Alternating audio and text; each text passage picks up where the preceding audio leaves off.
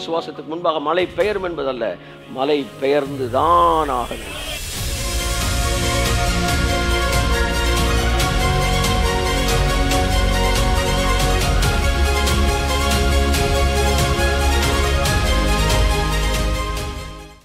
Transformed mind.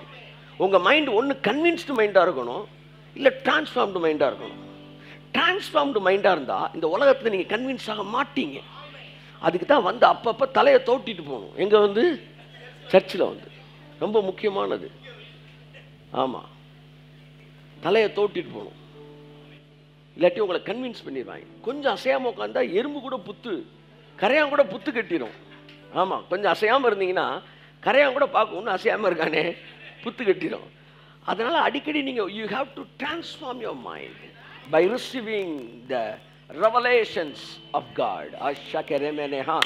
நான் முதிர் வயதிலும் சொல்லுங்க கனி தந்து பசுமையும் புஷ்டியுமாய் இருப்பேன். என்னுடைய பெற்றோர்கள் முதிர் வயதிலும் கனி தந்து பசுமையும் புஷ்டியுமாய் இருப்பார்கள். ஜெனரேஷன் எதிர்த்து நம்ம போராடிக்கிட்டு இருக்கிறோம். 4000 வருஷங்களா 6000 வருஷமா அந்த தேசத்தில் உலகத்தில் நடக்காத காரியங்கள் நடக்கும்படி பேசிக்கிட்டு இருக்கிறோம். ஆமாம், தொடக்கத்தில் ஒன்றும் தெரியாத மாதிரி தெரியலாம், ஆனால் தெரிஞ்சு தான் ஆகணும். ஆமாம், வெளியே வந்து ஆகணும்.